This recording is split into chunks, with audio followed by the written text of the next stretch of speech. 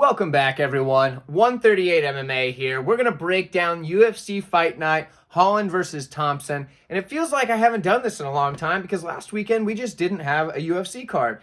And that's a bummer. So I don't want to ever do that again. Unfortunately, we have it coming up again in a few weeks where we're going to have a couple of weekends off. And I'm going to have to figure out what kind of content to bring you guys. I do have a few things in the old noodle up here that I'm kind of tossing back around. So I'll come up with something fun. But you know what? We have a few fight cards coming up. So today we're going to break down Thompson versus Holland and all of the fights on that card, starting with the prelims, working our way all the way up to the main event. I'm going to give you a pick and a prediction of the fight for every single fight on the card. And I would love to hear from you guys. Whenever I put out a pick, I'd love to hear what your pick is on that fight in the comments below. I'd love to hear what your thoughts are on how my breakdowns are, whether you think I'm correct in my stance, whether you think I've made the right assessment but the wrong pick or whatever. I'd love to hear it. I love your feedback, and I love responding to you guys in the comments. So without any further ado, let's get on to our first fight after this. Ladies and gentlemen, boys and girls, children of all ages, 138 MMA proudly brings to you the hottest picks in the world! In the women's strawweight division, we have Yazmin Jauregui coming in 5-0 in her last 5, 9-0 overall as she is an undefeated prospect, taking on Istella Nunes, who's 2-3 in her last 5. Struggled a bit since that layoff she had a while back. Both women are high-level strikers. We have the high-level kickboxing background of Nunes, and for Jauregui, striking is kind of how she's got it done in most of her fights. So in this matchup, it's going to be an interesting one. And for me, I think the thing that's going to really kind of dictate how this goes is who's got the longevity. Now, it should be a simple breakdown here. Istella Nunes, like I said, high-level kickboxing, but that layoff has really hindered her. When she took that layoff, she has not looked the same since she's come back. She has not done that well. Her cardio has been suspect ever since she's come back. Obviously, I made a highlight on the board that her wrestling defense isn't good. I don't think that's going to be a big deal here. I think this is going to be more of a striking match. On the other side, we have Jauregui, who's a good striker in that of her own right. She strikes in combination, mixes up her strike. So in the same combination, you'll see punches, kicks, knees, elbows. It won't just be, oh, she's doing boxing now. Oh, she's kicking now. No, she mixes it all together, and that's something that you like to see out of a striker, especially in the UFC, where you don't often see that. Even people that are decent strikers they're like, oh, this person's a kicker, or oh, this person's a boxer. No, you like the strikers at a higher level to be able to mix those things together, and Jauregui does that, so that's good. She does have good volume. And something I want to note, her cardio and endurance held up through 3 fights in the same night. So I can't remember the date that this was, but it was sometime on the regional scene. I think just shortly before she came to the UFC, if I'm not mistaken. She had 3 fights in the same night, 2 of which she finished in the first round, but the third fight did go the distance. But even if she did finish those in the first round, that's still 3 fights in one night. So you have to go up and calm back down, up and calm back down and up. You're doing that 3 times. It's not the same as just saying, oh, yeah, well, she finished the first 2 in the first round, so she's not tired. That's not how that works. Anybody that's ever been into the cage, now, I don't expect everybody that's watching this video to understand this because you probably all haven't been in an MMA fight. And if not, that's okay. That's not what I'm getting at. What I'm saying is it's a different thing because when you go out there, your nerves get amped up. Your adrenaline, I suppose. Like you have to warm up for the fight, you know? You can't just go out there, cold and expect to do well. Very few people can do that. But so she did that 3 times in one night. So I don't think Jauregui is going to slow down at any point in this fight based on that. Just that alone is enough for me to say her cardio, her endurance is probably going to be better than Istella Nunes, who has kind of faded as fights have gone on in the past. Now for Istella Nunes, I wouldn't count her out entirely. Her striking is very good. Like I said, she kickboxed at a high level. I do like Jauregui in this matchup. I don't know if I like her at those odds. I don't know. I wouldn't play Nunes either. I may pass. Jauregui should win, but in a striking matchup, there's a lot more intangibles that you've got to deal with. So for me, the pick is Jauregui. Let me know what you guys think. I haven't seen a lot out of Nunes ever since she's come back from that layoff. So that's where I'm at. If you guys think that the other way, that the Nunes is going to get it done, if you think her striking is going to be too much for Jauregui, who is an MMA fighter that strikes well as opposed to a high-level kickboxer, and if this ends up being a kickboxing match, how does that go? I get it. So let me know what you think. Let's move on to the next featherweight bout between Marcelo Rojo and Francis Marshall. Now, Francis Marshall, he's an undefeated prospect who's basically beating a bunch of tomato cans on his way up. But that doesn't necessarily mean he's not skilled. Obviously, he's 5-0 in his last 5, 6-0 overall. On the other side, we have Marcelo Rojo, who is 2-3 in his last 5, but that doesn't really tell the whole story because those 3 losses are to much higher level competition than anybody Francis Marshall has fought, and it's not even close. So when we look at this matchup, I don't have as much on the Marshall side here because, well, the competition hasn't been very good, so it's hard to really know what he's got going on. And also, he hasn't had as many fights. He's had 6 fights. That's it. So it's hard to really get a whole lot on that side. But on the Rojo side, he's got a little bit more, tape study to be able to be done. So we have more to go off of. And this matchup is probably not going to be super close, but I don't know what way it's going to go. Now, I'm going to make a pick, so don't worry, you're getting it. But I'm going to put it this way first. I'm not super confident in this one. It's going to be a tough matchup because on one hand, we don't know a lot about Marshall. All we do know is he has good wrestling. He's got good power in the hands. He's shown the ability to get hit pretty well. And the level of competition isn't there. So for Marshall, what we're doing is we're taking the unknown of Marshall and we're saying, okay, do we think the unknown of Marshall mixed with the couple of things that we do know is enough to beat a guy who's had a rough go of it in the UFC, but also has a lot more experience?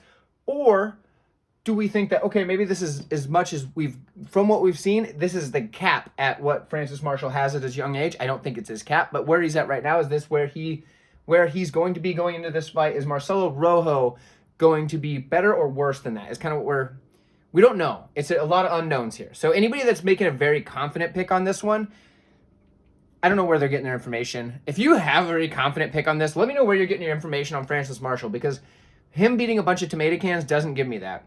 And I know people are like, oh, well, you look at their records, like he beat so-and-so, those 4-0 or whatever early, like his first pro fight. Yeah, but then that guy just never won a fight again. So, okay, who knows? And then, you'll have fights where he beat that dude on the Contender Series who had, his combined opponent record was like 3-100. Not really. It was pretty bad, though. His combined opponent record was terrible. So the guy he beat, although had a good record, was undefeated. That guy hadn't beat anybody. So it's really hard to know how good Francis Marshall is, because of what we don't, the level of competition just isn't there. On the Rojo side, what we do know, the dude's a car crash. So he has good striking, solid tie clinch. In fact, that tie clinch is actually my favorite part about him. The way he just mixes in those knees and just controls the opponent's head. I do like that a lot. He's aggressive. He makes things ugly. There's that car crash I was talking about. He has really good ground and pound. Once he gets you to the ground, he's relentless with that. He's also dangerous off his back. So if you do take him down, the good wrestling over here on the Marshall side, that could be a thing that happens. Problem with him, he's kill or be killed. So the power over here on the Marshall side, that could be a problem for Marcelo Rojo here. We've seen the guy be able to get hit, as I pointed out here, and this fight is up in weight. Rojo has typically been a bantamweight. This is now going to be a featherweight fight. His first one that I think of, his last few fights have been at bantamweight. I don't know that this is his first one, but I'm pretty sure it's his first one. I didn't check the weights on all his earlier fights, I guess. But either way, Marcelo Rojo moving up in weight. That's what gives me pause here the most, is that he's moving up in weight. I do like his style. Maybe that weight jump will give him better cardio, though. For the sake of making a pick, I'm going to go with the underdog here in Rojo for the simple fact that I know what I'm going to get. And I do think that ugly style is going to be a lot for a guy who's never really been tested in that way. I'm going to take Rojo as a pick. I can't bring myself to bet on it because, like I said, too many unknowns here. And at that point, we're just gambling. And gambling, although that's what it's called, that's not what we want to do. When we're making a fight pick, we don't want to gamble. We want to pick without any reasonable doubt. This person should win the fight. That's what we're thinking here when we're making picks. We're not trying to just take a shot on somebody because they're an underdog. And if so, that's gambling, and you might as well go play the roulette wheel just willy-nilly. So I'm thinking Rojo probably gets the win, but I can't pull the trigger on it. If you gave me him at like maybe plus 500 odds, I'd take a shot at it. And that's gambling, but I understand that the odds are pretty good there. Either way, let me know what you guys think. I know a lot of people are on the Marshall side, and I just can't bring myself to do it. I don't know. Let's move on to the next fight. I've spent too much time talking about this one. In the lightweight division, we have Genaro Valdez taking on Natan Levy. Both guys coming in 4-1 in their last 5 fights. I'm going to tell you ahead of time, I switched my pick right before making this video when I was just doing the final little touch-ups on my notes. So this is going to be interesting. So anyway, Let me start this off with the Levy side. He has a high-level karate background. In fact, his striking is very, very much that technical karate style. But he also has a good grappler, which he actually prefers to grapple, it seems. In most of his fights, he would rather to get the fight to the ground, to the mat, work his game there. He is very much submission over position. Looking like a math problem up here, but submission over position, which is good or bad. It's good because he's aggressively looking for the finish. It's bad because sometimes he can give up position, lose the submission entirely because of it. So, like I said, could go either way on that. But that's kind of his style. So looking for the grappling, looking for the submission, but he can strike. He does have that karate background. On the feet, though, he backs up. And that is going to be an interesting one in this matchup here because we have a guy in Valdez who's very aggressive. He's just going to march forward, use his good volume, and just walk through damage. So on the feet, I think it does favor Valdez here. However, something to note, if you look on UFC's website or whatever for Valdez and his striking differential, it's horrible. But that's because of the Frivola fight. I believe that's his only actual fight in the UFC. Now, because he also had the Contender Series fight, I don't think they take that into account on their numbers or whatever. I think it's just UFC fights. I could be wrong. But either way, his striking differential, 5.12 landed per minute to 12.91 absorbed. And I assume that's just from the Frivola fight. But my gosh, that was a car crash. But here's the thing. If he's absorbing 12.91 strikes per minute on average, that means there's been times where it was more, of course, because this is an average. He's walking through that damage. Frivola hits hard. We just saw it in the Ottman Zaitar fight. Frivola's he's a hard-hitting guy, and Valdez was able to wear a lot of those shots. With that said, I don't think that Valdez is going to get put out by just one or two shots from Levy. And Levy is, although he's a good striker, he's not going to put it on you with the pace and the volume that Frivola does. So on the feet, I think we got Valdez here. He's going to be the favorite on the feet. Now, if it goes to the mat, Levy is good on the mat. That's the thing. That's the problem. I want to pick Levy for the grappling. But the backing up scares me. Before making this video, or before 20 minutes ago, I had Levy.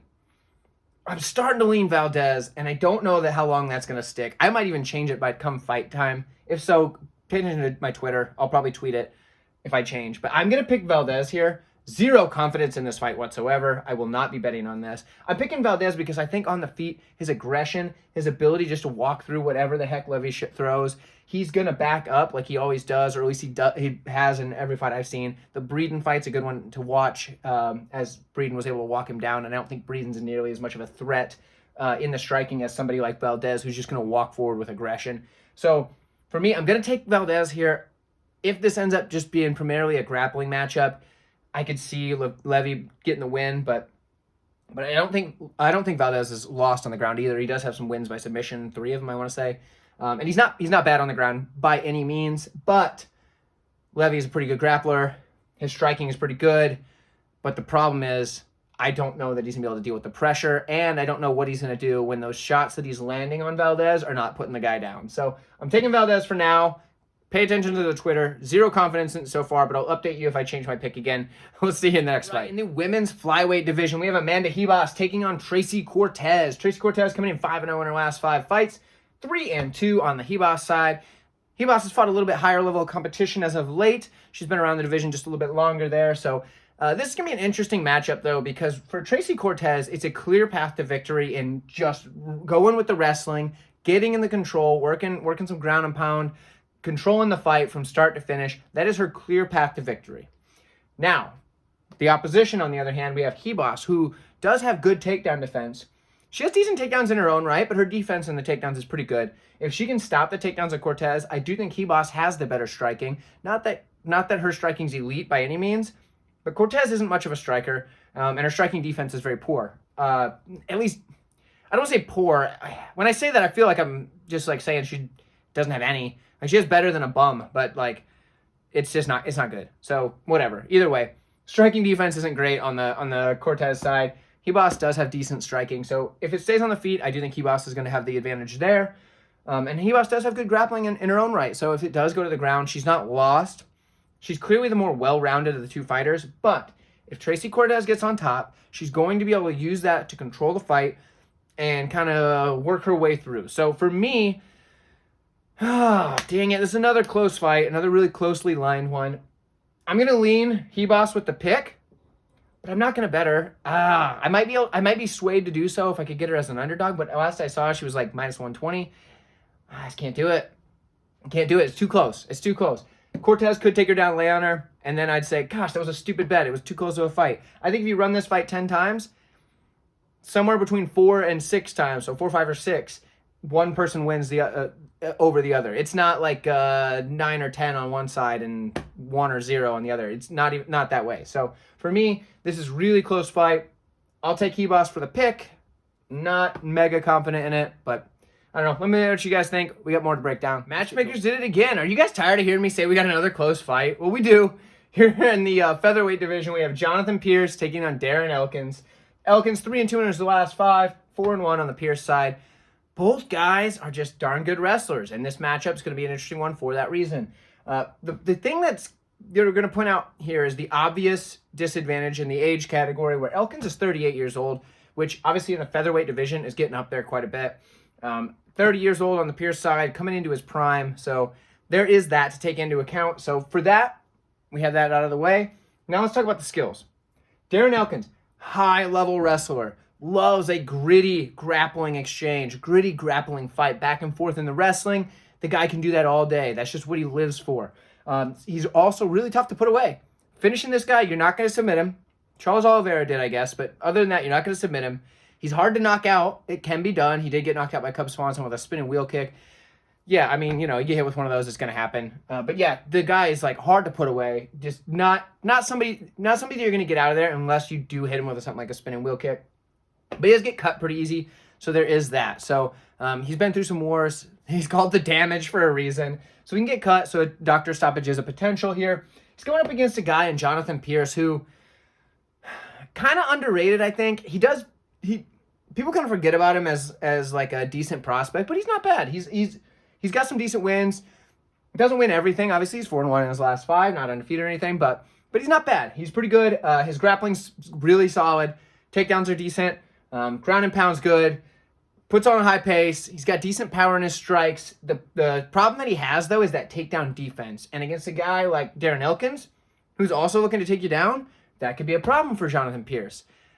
This fight has me really, really, really tempted to place a bet on Darren Elkins because, my gosh, he's darn near a plus 400 underdog. Last I saw it was like plus 385, plus 390 or something like that. I'm tempted, but I do think Jonathan Pearce is probably going to get this done more often than not. I think he's going to win a decision more often than not. But I'm really tempted to place a bet on Darren Elkins at those odds. I do really like the Elkins side here for the simple fact that he is so hard to put away. This style of fight really favors a guy like him. Grueling, grappling, wrestling, that he lives for that. So, official pick as it stands right now is going to be Jonathan Pearce. I think he's the younger, I know he's the younger guy. He's the younger guy. I think his skills are just going to be a little bit quicker. I think he's going to be able to win enough of the minutes to be able to get the nod in the judge's decision, as well as the fact that Elkins is probably going to be bleeding a little bit, and then the damage being the primary scoring factor, especially now that they've really been hammering that home. I think Pearce will probably get the nod on the scorecard. I wouldn't bet on this ending in a finish unless Pearce gets caught in something. I don't think you're catching Darren Elkins in a submission. I don't think Pearce is going to knock him out. He does hit hard. I don't think he's going to knock out Darren Elkins. So for me, the over 2.5 might be a decent one, decent play. Yeah, I guess I'll take Pearce, but like I said, those odds are tempting to place one on Elkins because I don't think this is going to be a squash by any means. But yeah, let me know what you guys think. If you're picking Darren Elkins, let me know. Let me know why, because I can be swayed on this one.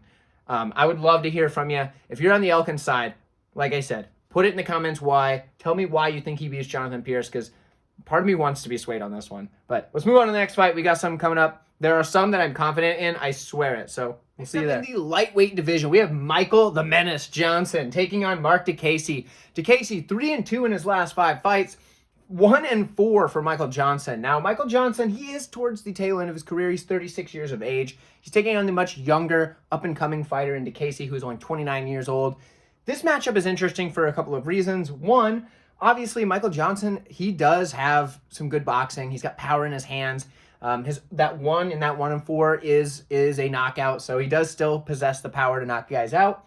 The problem is he also has 4 losses in his last 5 fights, and he's going up against a guy who, Marc Diakiese, who does have a high level of kickboxing. That's what got him to the dance. But the biggest strength that he has now is that added wrestling that he's added to his game, because with that kickboxing that he can default back to if he does get stuck striking with a guy, having that wrestling offense is huge in a matchup against a guy like Michael Johnson. Because Michael Johnson, although he has good takedown defense, I believe it's somewhere around 70% or higher. I don't know for sure. Yeah, you have to check that one for me. But either way, he does struggle once he gets taken down. He has a hard time getting back up. He's not super dangerous off his back. But what he does do is usually stuffs takedowns all right and can throw bombs back at you, throw some power, throw some good boxing combinations. So for Michael Johnson, his best path to victory is to keep this on the feet. But the problem is the guy standing across from him is going to be a high-level kickboxer. Diakiese's not lost on the feet. And for Diakiese, he can stick to a game plan, which is an underrated attribute, I guess. An underrated attribute to have. Marc Diakiese sticks to a game plan very well. It's when you encounter some adversity in a fight, a lot of guys will just default back to whatever got him to the dance. And for Diakiese, that'd be his kickboxing. Guess what? Here's the thing. Marc Diakiese doesn't want to spend this whole fight kickboxing with Michael Johnson. Yes, he might have success, but why play the game where you're in there with a guy who still has power in his hands and can put your lights out with just one punch at any point in the fight? He does still possess that power. Even though he hasn't been able to use it much, he hasn't been able to knock many people out lately, he still has the power, obviously. So why play that game? I don't think that Marc Diakiese will. He's smarter than that. He sticks to his game plan. His coaches came up with a good game plan, I'm sure. He's not dumb enough to think, oh yeah, let's go out here and try and strike with a guy and not mix in our wrestling, knowing that this guy has a hard time once he's taken down. So for me, Marc Diakiese being able to mix those together, use the kickboxing to keep Michael Johnson thinking about the strikes, and then mix in that wrestling that he's been using so well in his last couple of wins. I think that's going to help him get the job done here against the aging veteran. Yes, I know that it sucks to have to just keep picking against all the older guys, but Michael Johnson, 36 at the lightweight ranks, is just getting up there, and he hasn't looked the same in the last few years. So I'm pretty confident Diakiese gets this one done. The odds are a little bit high for a straight play for me, but I do think that he's a decent parlay piece, to be honest.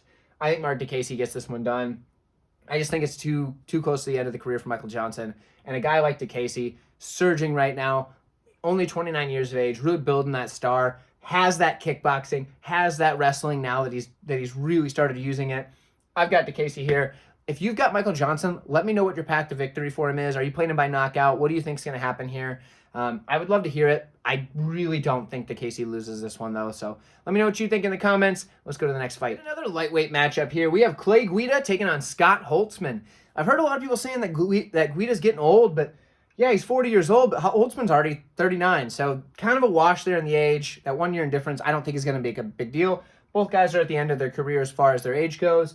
Both guys 2-3 in their last 5 fights. So this is a good matchup on paper to see who sticks around, who's getting the boot, or who retires even. I don't think Guida's going to retire anytime soon. The guy can probably go forever, just like that Energizer Bunny. But for Holtzman, he did get finished in his last 2 fights, albeit against 2 of the better competitors at the lightweight division, being Beneil Dariush and Mateusz Gamrot. So there is that to be said. To this fight, though, we have an interesting matchup between a guy who is a little bit more well-rounded on the Scott Holtzman side. He does have decent striking, pretty good volume, pretty good power. He does have decent wrestling in his own right, but he's going up against a guy who's a very strong wrestler. Guida's going to put that wrestling pace on you.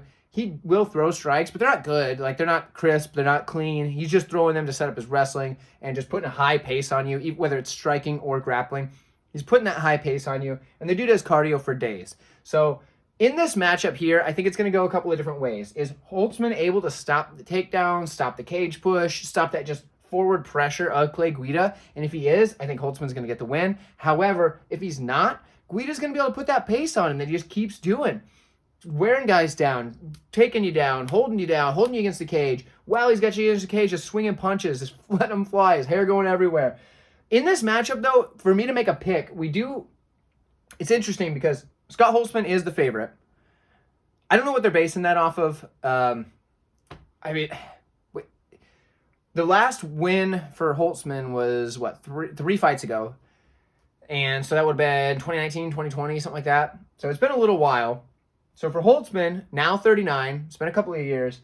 I don't know why he's the favorite here. Guida's been more active lately. Yes, he got knee-barred by Claudio Puelles. Puelles is a knee-bar master. The only reason he wasn't able to lock that up on Dan Hooker is because Dan Hooker's pretty good at defending knee bars. We've seen it in the past. So for that, okay, fine.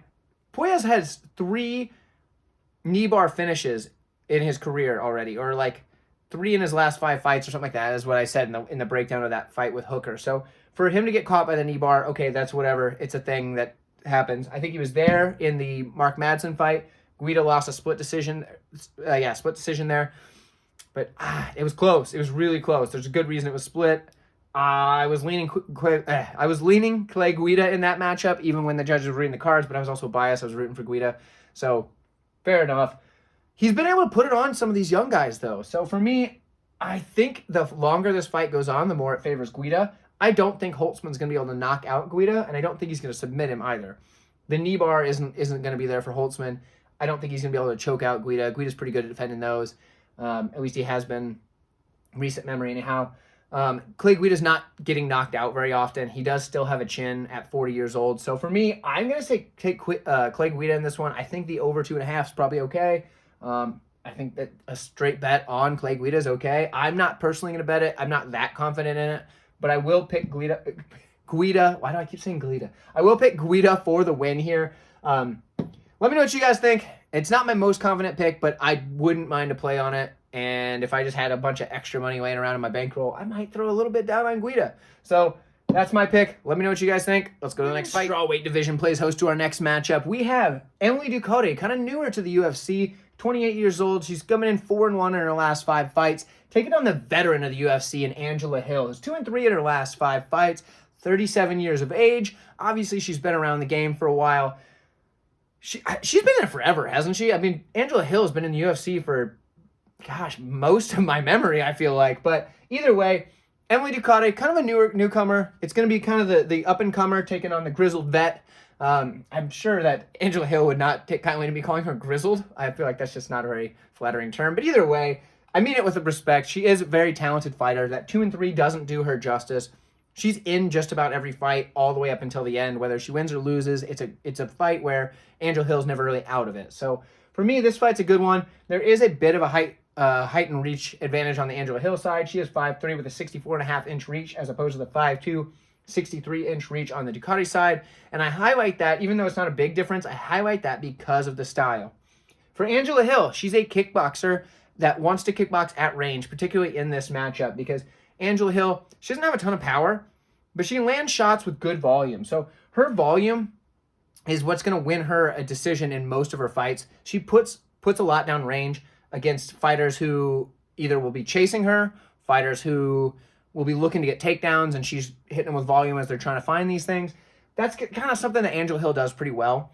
The problem is, like I said, she doesn't have a lot of power in her shots. I mean, she's a 115-pound woman. I mean, what do you expect? Like, she's not going to be hitting like a heavyweight, so that's just the way that is. But Angela Hill can get hit in a lot of her fights as well. She does have a decent chin. She's obviously been able to wear some of those shots. She does go to decision a lot, so she's not getting knocked out a lot. But for Angela Hill, having that reach advantage is going to help her a lot against the Emily Ducote, who does have some significant power in her strikes. So Ducote does have solid power. I don't know if you've seen it. There's a matchup she had against Danielle Taylor, I believe is the name, on the regional scene. That is a sick knockout. If you haven't seen it, go look it up. Emily Ducote knocks out Danielle Taylor. It is nasty. It's a sick head kick, just shin straight to the front of the face, and my goodness, does it put her down. So it's a pretty good one. But yeah, so Ducote's got good power. Let's put it that way. Either way, she's a counter striker though too. So this could end up being a really boring fight if Angela Hill stayed on the outside throwing 1-2s or whatever and not really committing any of her shots, and Ducote's sitting there waiting to counter, but Angela Hill's not coming in or anything. So this could end up being really boring. But it could also end up being a barn burner, because if Angela Hill wants to start coming forward, throwing those strikes a little bit heavier, what's going to happen is we got Ducote trying to counter strike with some power, and it could get nasty one way or the other. So Ducote, something I do like about her as well, though, those leg kicks. And in a matchup with a girl like Angela Hill, who's going to try to stay on the outside, use her movement, which she does have very good movement. I probably should have highlighted that on the board. I did not. Whatever. Either way, I'm telling you about it now. Angela Hill's got good movement. For Ducote, if she's able to take out that lead leg a little bit, pepper it with some leg kicks, hit her with the hands as she comes in to use her counter striking, she could slow down Angela Hill as the fight goes on, make it a little bit harder for her to get away. And another thing that Ducote can do well is mix in the wrestling. If she can bank a couple of takedowns towards the end of a round, maybe steal away a round that was really close, I do think in this matchup, I favor Ducote a bit more than most. I've heard a lot of people either on the Angela Hill side or saying, yeah, Ducote for the win, but not super confident. I feel like Ducote wins this probably 7 out of 10 times. So for me, I don't even mind a small bet on the Ducote side. I think her counter striking is going to play out well here. I do think her power is going to show. It's going to show more in the judges' minds than the volume on the outside that Hill has. And I think those leg kicks are going to start to slow Hill down as the fight goes on. And maybe Ducote can mix in that wrestling too, to kind of change the way the fight's taking place. And especially if Hill's leg does get compromised from those leg kicks, it's going to be harder for her to defend the takedown with any confidence there. So for me, I'm taking Ducote here. I feel decently good about it. I mean, don't bet your house on it. It's not like a lock by any means, but I do feel pretty confident in Ducote. Let me know what you guys think. Hill is definitely not out of this fight. The 37 years of age doesn't show on her. Similar to like a Clay Guida, where aging isn't really showing as much as you'd expect for someone in that weight class. So let me know what you guys think. Like I said, Ducote's my pick. Let's go to the next fight. I've said let me know what you think too many times. So we've got a matchup in the welterweight division. We have Niko Price taking on Philip Rowe. Philip Rowe 4-1 in his last 5. That loss coming to Gabe Green, I do believe, by decision. 2-2-1 on the Price side. That one is, I believe, was eventually ruled a no contest against Donald Cerrone. I want to say originally it was a draw, but somehow it's a no contest now. I don't know. It was all those eye pokes. Either way, 2-2-1 for Price. Kind of a weird record. In this matchup, though, we have a pretty big height and reach advantage on the Rowe side. 6'3" with an 80.5-inch reach as opposed to 6 foot with a 76-inch reach on the other side for Niko Price. Now that's going to play a big factor here because Philip Rowe, he's decent in his striking, but his range plays a good factor in that because he has such a big reach advantage. Obviously, he's able to touch his opponent before they can get to him. On the other side, though, he has a very awkward, pretty good, but awkward striker in Niko Price. He can also mix in the eye pokes, as we saw in the Cerrone fight. I'm just kidding. But he can, obviously, but that's hopefully not part of his game plan in this one. Might ruin a fight. That wouldn't be good. Philip Rowe, though, he's more of a jiu-jitsu guy. That's his bread and butter. He's a darn good grappler, but the problem is when he gets on the bottom, he can accept position because he instead wants to work his jiu-jitsu. And that's not really something that you typically would want from a fighter in the UFC anyway. So it's a thing where like if you're successful off your back, that's awesome. But if you attempt 3, 4, 5 submissions off your back and you still haven't gotten anything, you got to start working back to your feet. And sometimes Philip Rowe does not do that. So taking on a guy like Niko Price, who does have solid jiu-jitsu in his own right, I don't know that that's the best path to victory for Philip Rowe. I've gone back and forth on this fight quite a bit. I do think that Niko Price is probably going to be the one to get this done. Originally, when this started, Philip Rowe was the favorite. He's now the underdog. The odds have shifted to Niko Price. I don't remember what the heck they're at right now, but Niko Price is now the favorite. It's because he does also have solid jiu-jitsu, and a guy like Philip Rowe, when he's on the ground, he'll stay there and kind of fish up for these submissions. Well, Niko Price can be able to bank rounds at that. In the striking, I think it's pretty close, just for different styles. The cardio, I think, favors Price. The problem is, and I can't bet on Price for this reason, I can't bet on these guys that like to just like fun fights. It's like Michael Chandler, for example, in the Dustin Poirier fight. The dude darn near finished the fight twice. Obviously the same on the other side, and eventually Poirier was able to get the finish. But Chandler almost got that fight finished twice, but he just likes a fun fight so much that sometimes he just can't try to win. He just wants to have fun. Niko Price is similar. He just wants to have a fun fight, and that's a problem when it comes to picking a guy and actually putting money down on him. So for me, I'm going to pass in the bet here, but I do like Niko Price to get the win. Not a lot of confidence in it. I just think that Philip Rowe is going to give up too many minutes and probably lose a decision. He may be able to bank around here and there, or not here and there. I guess he'd be either here or there, because if he banks 2 of them, he probably wins. But either way, I do think Philip Rowe is probably going to have some success in this fight, and he may end up getting the win. I'm not super confident, like I said, but I think that Niko Price is going to have more moments than Philip Rowe. I think he's going to be able to get on top of Rowe, and Rowe will try to fish for submissions to be thwarted by the jiu-jitsu of Niko Price. So let me know what you guys think. I wouldn't blame you for picking Philip Rowe here. He opened as the favorite probably for a good reason, so there is that as well. Plus, that height and reach advantage is significant. So let me know what you guys think in the comments. Let's go to the next Before we get into this fight, if you've liked this video so far, do me a favor and show that by hitting the like button for me. I do appreciate it. Subscribe to the channel if you want to see all my breakdowns. I've already started my research for the Bellator 289 card coming up, Stotts versus Sabatello. That one's coming up pretty soon, I believe next week, so I've already started my research on that. So if you'd like to see more Bellator, UFC, Contender Series when that rolls back around, picks and predictions videos from me, go ahead and subscribe so you can see all those. But before we waste any more time with this, let's get into this next fight. One more disclaimer. I am probably a little bit biased here because if you watched the video that I put out over our week away last Saturday or last weekend or whatever, Eryk Anders is one of my favorite fighters. So I am a little bit biased here, so bear with me. But here we go. We've got Eryk Anders coming in at 1-3 and 1 no contest in his last 5 fights. I don't quite agree with that, as I think he beat Jun Park. I don't think it was too terrible of a decision, but I definitely think that Anders had the win there, so that sucks. I was also biased, like I said, but a lot of other people thought he won as well. For Kyle Daukaus, 2-2 and 1 no contest in his last 5 fights. So for me, realistically, I think these records should be about the same. If that last fight for Anders was judged properly, by my opinion anyway. So for me, this is going to be a kind of a fight to see who can get back on track and who's going to kind of fall to the wayside. Both guys are talented, but haven't been able to get a big surge of momentum going. So for me, this fight's going to kind of dictate who gets to move on and who kind of falls back down the ladder a bit and has to rebuild.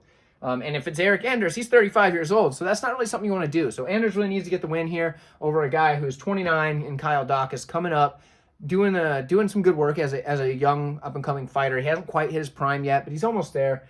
Anders, he's kind of been there, done that.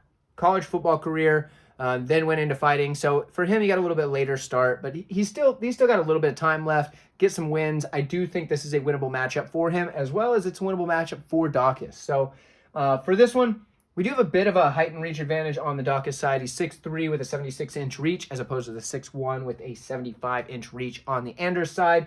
I don't think it's going to play too big of a role, but something that it will affect here is the Darce choke for Kyle Daukaus. Now, Anders is a big, powerful guy, especially in the upper body. He's kind of a muscular fella. So to be able to get around that tall frame or that muscular frame that Anders has, you need to have pretty long arms. So that 76-inch reach is going to help Daukaus be able to lock in that Darce that he loves so much, because he does have some slick Brazilian jiu-jitsu, particularly those Darce chokes.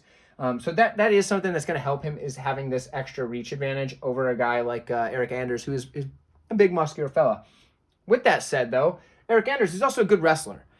So how is this going to play out? Does Eryk Anders get the takedown and get on top and be able to work his pressure? Or does Daukaus start to stuff it, lock in a Darce? Next thing you know, it's over. That's where that's going to kind of come to a head there. Anders also might not even have to get the takedown because he has a really good cage push. He'll get you up against the cage, work some knees, work some elbows, he just kind of grind on you, and he's very good at doing that. In fact, I think that's why he should have won the matchup against Jun Park. He was able to do that quite a bit in that matchup and do well at it while he was able to do it. So Daukaus isn't lost in the clinch either, though. So when he gets up against the cage or out into the open mat in the clinch, Daukaus isn't lost in that either. So he could kind of mix in his own takedowns, get to the ground, use his Brazilian Jiu-Jitsu that he does fairly well. Here's the X factor, though, and this is what makes me think that Anders is going to be able to get the win. When they are in space, Anders is probably maybe not the more technical striker. He's not technical, I guess, but he's the more powerful striker by a lot. Like I said in my video where I talk about him being one of my favorites, that head kick to Tim Williams, where he darn near kicked his head into the stands, that was savage. So I know that was a long time ago, but my point is, Eryk Anders still has power in the hands. He still has power in those kicks. So for me, I do think that in the open space, the striking, Anders is going to be able to put more damage on him there. So Daukaus is going to want to get in close, make this into a grappling matchup, and I think that's going to favor Anders, who's a bit stronger, if I would assume, based on their image, who's the stronger guy. I would say it's probably Eryk Anders. And when you got a guy who's pretty skilled in the wrestling, skilled at the cage push, against a guy who's he's good in the clinch, good with his jiu-jitsu. I think the stronger guy's going to win it. So when skills are close or equal, strength and power is going to help win out. Size, strength, power. So for me, I'm going to lean Eryk Anders here. I'm not super confident. I will say, though, that I can't help but put a bet on Eryk Anders because I do like the guy. So, but like I said, I'm biased in this one. My pick's Eryk Anders. Let me know what you guys think. I won't be surprised if a Darce choke does Anders in here, because with the takedown coming forward like that, if Daukaus stuffs it, he can land that Darce choke, especially with the longer arms. He can sync that up on Eryk Anders, and that's a total clear path to victory for him. Daukaus by submission is a serious possibility, but I do think Eryk Anders is going to get the win. Let me know what you guys think. I'd love to hear from you. Let's move on. Out steps Derek Brunson. In steps Roman Dolidze, 4-1 in his last 5, to take on Jack Hermansson, who is 3-2 in his last 5 in the middleweight division. So in this matchup, we have an interesting one because both guys are very high-level grapplers, and it's shown throughout their UFC career as well as outside of the UFC. For Jack Hermansson, he's been there, done that, fought some of the highest level fighters in the UFC. He does have some decent striking to go along with his grappling, but the problem is he doesn't have a ton of power in that striking. So whereas he is the cleaner striker, Dolidze is going to be the more powerful striker. So on the feet, is it going to be technique or power that's going to win out on the feet? That's going to be interesting. On the ground, I think it's going to come down to who ends up being the higher level grappler. Both guys, super high skill there. Hermansson does have some decent takedown defense, though. That's something that I probably should have wrote on the board, but I didn't, so sorry about it, but I mentioned it here, so there you go. The thing that gives me the most interesting point in this fight, and actually has swayed my decision. So Dolidze has taken this on short notice. He actually beat Phil Hawes fairly easily, actually, which surprised the heck out of me. I thought, even though that fight was... So I thought that fight was going to be close, but it was not close whatsoever. Dolidze just walked right through Phil Hawes. Now, I don't think Phil Hawes is a top-tier fighter. I do think Jack Hermansson's much better than Phil Hawes, but the ease at which he beat Phil Hawes was very impressive to me. So, and that was only a handful of weeks ago. So here's what I'm thinking. So even though it's a short notice, which I put down as a negative, for Dolidze to step in with so much hype coming around him, so much momentum on his side, he must see, or his coaches probably, see something here that they think they can capitalize. Something stylistically that they believe gives them a good advantage. Because otherwise, why would Dolidze step in after just beating Phil Hawes a handful of weeks ago, have to go back in ready to go? I know he says that he can fight at whatever weight class, between 185, 205, doesn't matter. In his post-fight interview, or the media, whatever, afterwards or whatever, he did say that. But, like, man, that's another weight cut, just not that long afterwards. Like, there's some reason that he jumped in on this one at such short notice after his last fight. So for me, they see something here in Jack Hermansson's game that they think they can capitalize. And skill for skill, I think Dolidze is probably just the slightest bit better. Now, both guys are talented. I don't think Hermansson's done. He's had some ups and downs lately. That wrestling match that he had with Khamzat Chimaev, that was an interesting one for me because, Chimaev just beat the dog piss out of him in that wrestling match. And that's, Hermansson's a high-level grappler, but, the thing is, that was wrestling, this is MMA. Hermansson's MMA-style grappling is better than he's going to get credit for after that loss, but I don't know that Dolidze is the guy that you want to try to grapple with either. So for me, I'm going to lean the Dolidze side, and he's a decent underdog right now. I think I saw him at plus 150. That could be because he's taking it on such short notice. I can't talk. This video has been rough, guys. I don't know. Does it sound like this is a rough video for me? I'm not doing so well in this one. I don't know what's up. Maybe I'm having an off day. Either way, Dolidze, the short notice is a factor, and I think that's probably why he's the underdog here. But I do think skill for skill, he has a pretty good shot here, especially against a guy like Hermansson who doesn't have a ton of power to put your lights out on the feet. And when it comes to the grappling, I think Dolidze's up there with some of the best. And not only that, but Dolidze's riding a huge wave of momentum after that dominant victory over Hawes. So for me, I'm picking Dolidze. I do think a bet on him is justified, especially at plus 150, which you can get him at, as far as I know, at the time of recording this. So let me know what you guys think. If you're on the Hermansson side, I totally get it. He's been there, done that, fought the better level of competition. He looked good in his last fight, had some good takedown defense. But for me, Dolidze all day on this one. I'll see you guys in the heavyweight division. This is the fight I'm probably looking forward to more than any other fight on the card for a couple of reasons. But main one, because this should be fireworks. We've got Tuivasa taking on Sergei Pavlovich. Both guys 4-1 in their last 5 fights. So my girlfriend and I have this interesting thing where every time I go, oh yeah, this fight's not going the distance, no way, it ends up being a really slow, boring fight that just ends up going the distance. So this fight's not going the distance. I know everybody says that. The under 1.5 is like, what, minus 200 almost or something like that. But every time I say that, it ends up being a really slow, boring fight. So maybe that's what we're going to get here. But I don't think so. I really don't think so. I hope I didn't jinx this fight. This better not be a slow, boring fight where neither guy does anything. It is heavyweight, so you never know. Either way, Tuivasa usually has a lot of forward pressure. Sergei Pavlovich usually has a lot of forward pressure. So hopefully we get a fun one here. Hopefully we get a barn burner. In this matchup, Tuivasa had a big disadvantage in the height and reach department. Height maybe not, 6'2 to 6'3, but the reach is significant. 84-inch reach as opposed to the 75-inch reach for Tuivasa. That is gigantic. Was that 9 inches? That's insane. So for that one, Pavlovich is going to be able to hit Tuivasa way before Tuivasa can hit Pavlovich.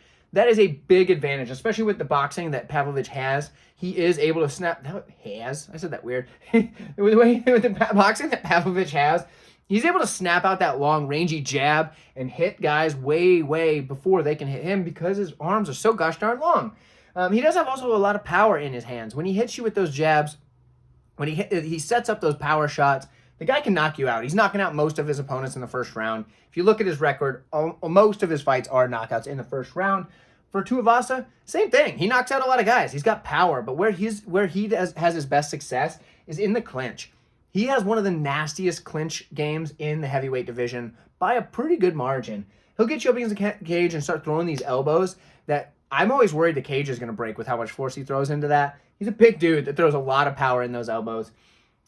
He's never out of a fight. Assuming his chin still holds up, I assume it will, but he technically got TKO'd by Ciryl Gane, but Ciryl Gane would have put other people completely out with some of the shots that he was landing on him. Tuivasa's hung in there. So, yes, it was a TKO, but he never went down. He never went out. So let's put it that way. So for me, Tuivasa's chin, that is a big factor here because if he can wear a couple of shots from Pavlovich, which is a big ask because Pavlovich hits hard, and get into that clinch, he should be able to have some serious success there.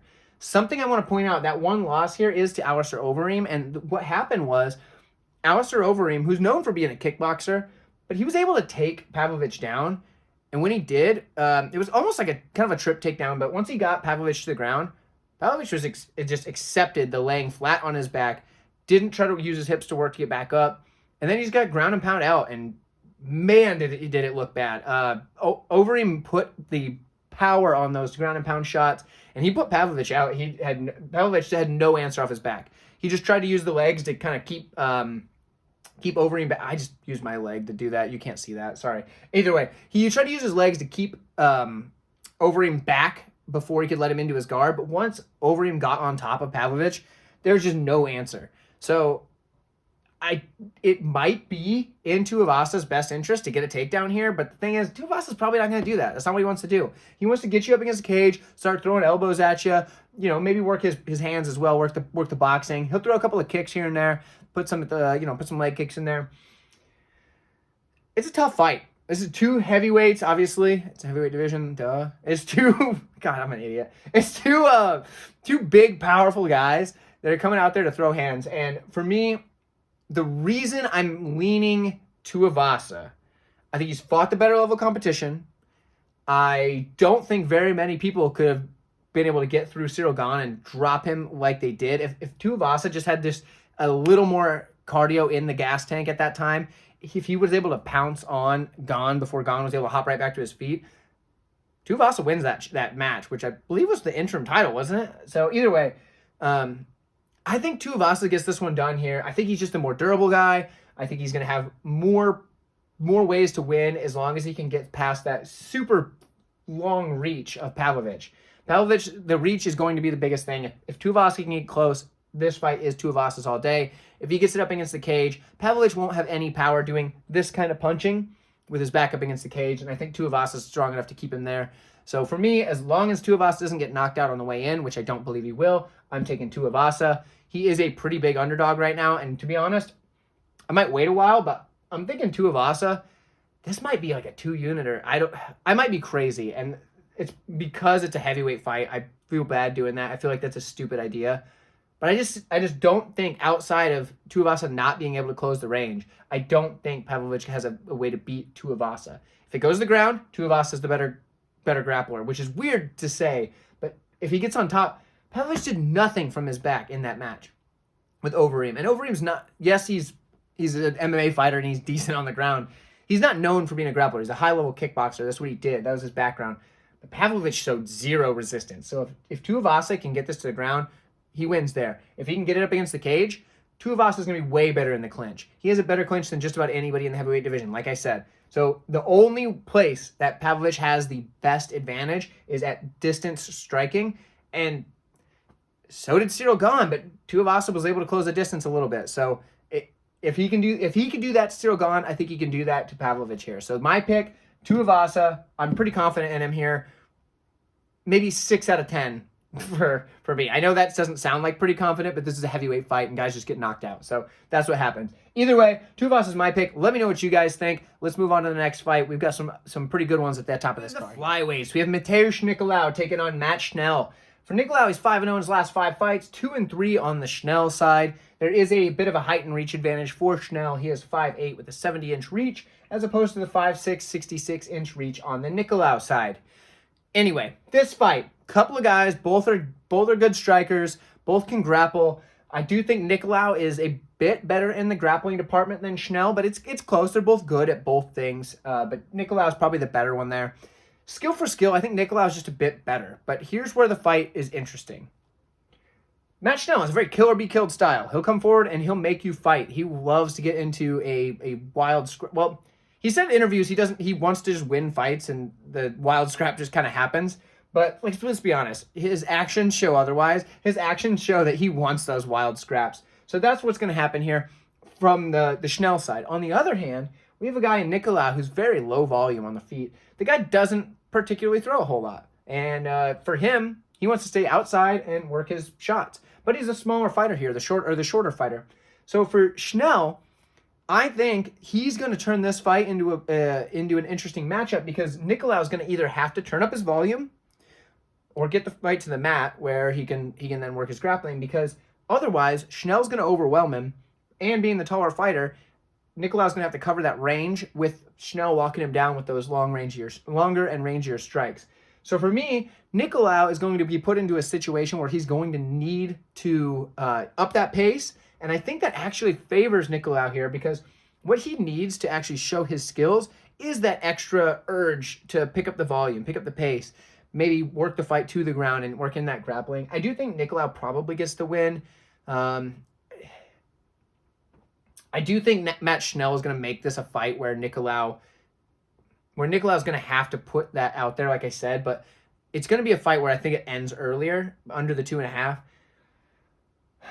It's a flyweight fight, and gosh, I hate this fight. I think it's going to be an exciting fight, but for picking, I hate this fight because there's a world where Schnell goes out there, just puts a pace on Nicolau that he can't keep up with, and Schnell's a dangerous guy. Danger.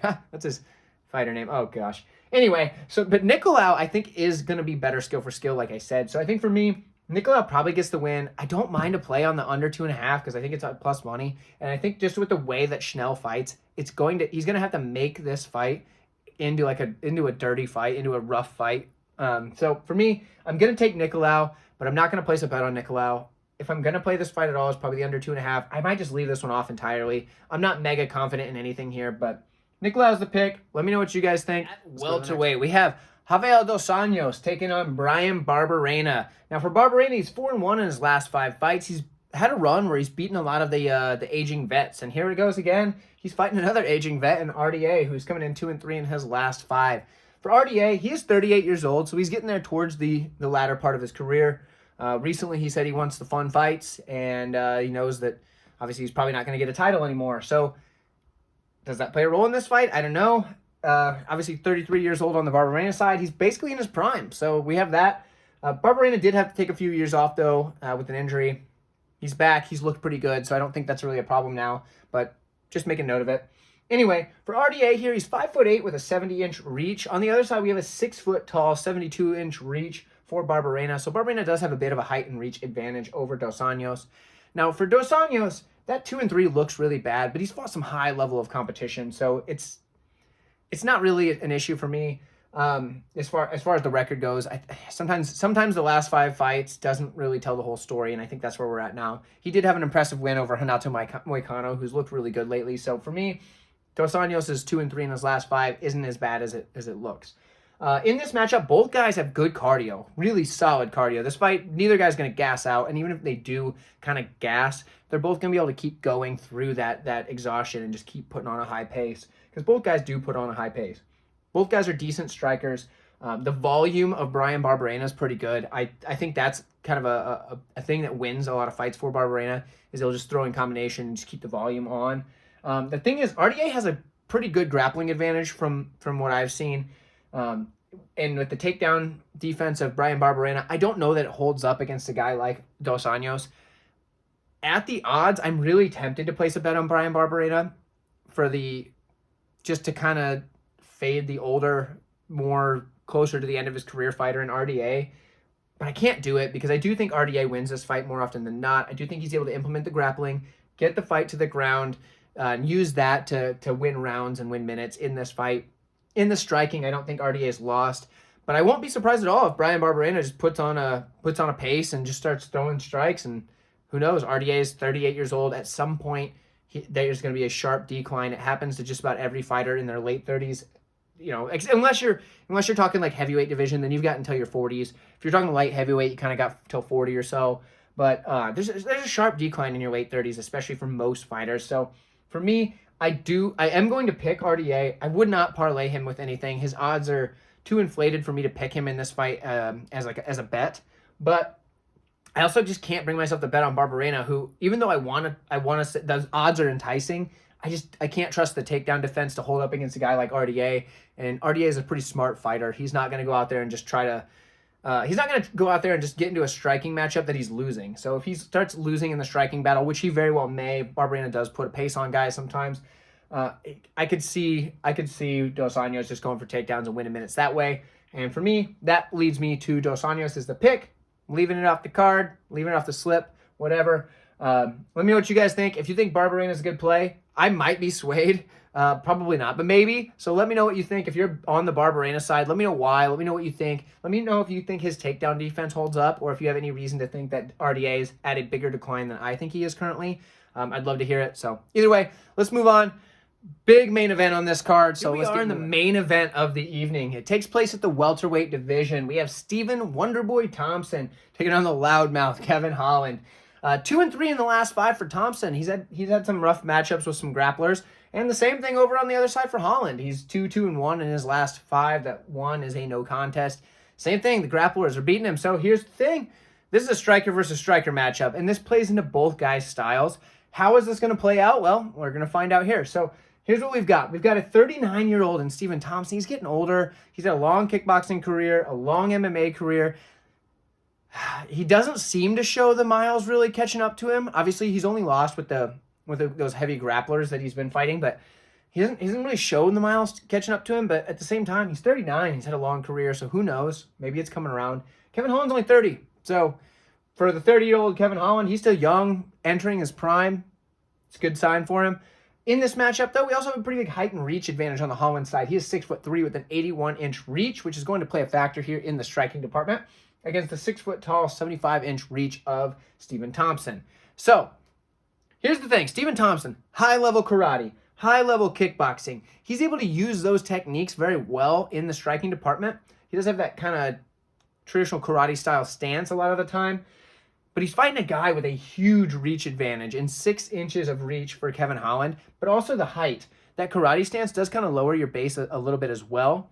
So what does that mean? So Holland's going to stand a little bit more upright. He is a kung fu fighter, I guess. So there is that. He does have some kung fu techniques and he has used them in fights. I get it. but he doesn't stand with that not typically in a fight anyway, stand with that deep kung fu style stance, similar to the karate style stance of Stephen Thompson, which is going to cause him to be a little lower. Now, here's the thing. I've explained this in another video, but I'm going to cover it again for anybody that's new to the channel. So the reach, obviously it's 6 inches in reach, but the height also plays a difference because a lot of times you're trying to knock the guy out by hitting him in the head, right? And here's the thing. So when you have a difference in reach, we're just thinking, okay, straight to the other person.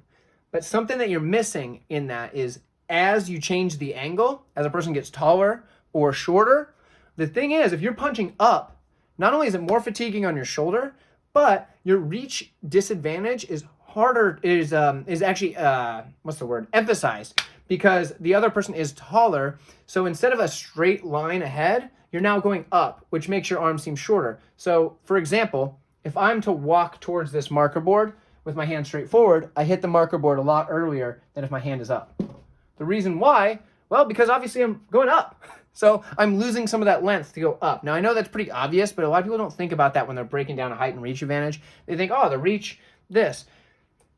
3 inches in height plus 6 inches in reach is a big advantage for Holland here in the striking matchup. So even though the technical striking is probably going to be favored by Thompson, a guy like Holland can use his striking, which is also very, very skilled. He's a good striker with really deceptive power. When you look at the guy, he's kind of a thin-looking fella, not the most muscular. You don't look at him and say, oh, this guy's gonna be able to throw some power in his punches, but he has some serious knockout power. So for Kevin Holland, that reach and height advantage is going to be a big deal here against a guy like Stephen Thompson. Now, Stephen Thompson, his kicks are going to be where he's going to be able to use that, even though he's a bit shorter with a little less reach, he's going to be able to use those kicks at a better clip than someone like Kevin Holland, who can kick, don't get me wrong, but Thompson's got very good kicks. So there's that. We've covered that enough. Here we go. Here's some more stuff. So Kevin Holland has really good Brazilian Jiu-Jitsu, and that's something that a lot of people forget about because he's been beaten by a lot of wrestlers. But here's the thing. Wrestling often beats Jiu-Jitsu. So Kevin Holland's Jiu-Jitsu hasn't been on full display. He does have submission wins. He is able to use his Jiu-Jitsu fairly well. Of the two, I think Kevin Holland is more likely to use the takedown here to get a win. If it happens, I don't think it will. I think it's going to be a striking exchange. But either way, he does have the Jiu-Jitsu, so I wanted to point that out. I also wanted to point out that Stephen Thompson does have good takedown defense. It's just once he's been taken down a couple of times that he struggles to get back up. And we saw that in the Belal Muhammad fight, for example. Belal struggled to get Thompson down initially, but as it kept going, Thompson was getting easier and easier to take down and getting held down more. Thompson he does have that good initial takedown defense, but like I said, once you can start getting him down, you wear on a guy like that. It's just the way it works. I don't think Holland's going to have that approach in this fight, so there is that. And one more thing I wanted to note about the kind of intangibles here, and I saw this a lot more in some of his earlier fights. Lately, we haven't seen it because he's been fighting a lot of wrestlers, but for Kevin Holland, he can expose his chin when he extends to strike. So when he throws a jab, he'll bring his right hand here, bringing it ready to throw a big power shot. Well, that chin's wide open for that kick to the face from Thompson. Or he'll throw that deep, heavy cross. And obviously you can't see my left there when I'm demonstrating that. But what the thing is, he'll drop that hand to be able to really wind it up to throw some power in it at times when he gets a little excited to throw those big power shots, rather than keeping it up by the chin. And in a matchup with a guy like Stephen Thompson who can snap that lead leg up and just kick you right in your face really quick, that is something that's going to be troubling for Kevin Holland the first time that happens. He might not go out from it the first shot, but he's definitely going to be made aware of the kicking game of Stephen Thompson, assuming that age has not started to wear on Thompson as much as one would think at the age of 39 in the welterweight division. So for me, this is an interesting matchup. It's really close on paper. Another interesting thing to note about Kevin Holland is in one of his regional fights. He's the only fighter I've ever seen that in this same fight, he used 3 very interesting techniques, one of which was the foot tickle, the butt drop from mount. He dropped his butt on the other guy's chest multiple times, and the double hook. Now, we've seen the double hook before in the past on The Ultimate Fighter. Look up that season if you'd like. But either way, the double hook, kind of a strange move. By double hook, I mean both hands same time. The butt drop, and the foot tickle all in the same fight. So clearly some very interesting techniques on the Holland side. He's also one of the few fighters I've seen knock somebody out or, set up a knockout from their back. So there's that. The guy's he's got some interesting style. So, but either way, that's kind of some goofy stuff. But I don't think we're going to see any foot tickles here. Maybe we will, but I don't think so. Either way, this fight's going to come down to, can Holland get to the chin of Stephen Thompson? Or does Kevin Holland go for the chin of Stephen Thompson and get kicked in the chin himself? I think that if Stephen Thompson's going to win, it's probably by using those kicks to their most effectiveness when Holland tries to strike.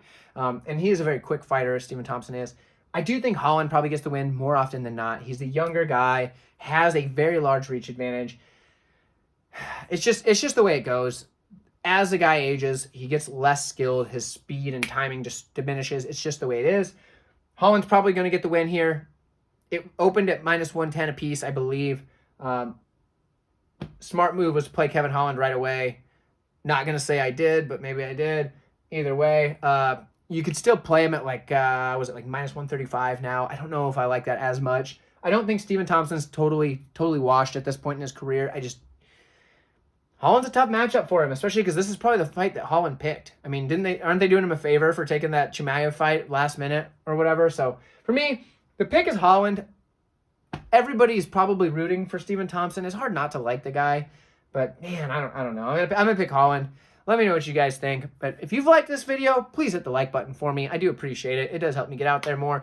If you enjoy this channel and you'd like to see more of my breakdowns, I've got a really good one. I've already started working on it. Like I said, the Bellator 289 fight card. I've already started breaking that one down. I'm really excited for it. I've done the main card already. I'm starting to work my way through the prelims. Trying not to get ahead of myself. A lot of those prelim fights usually drop out from those Bellator cards.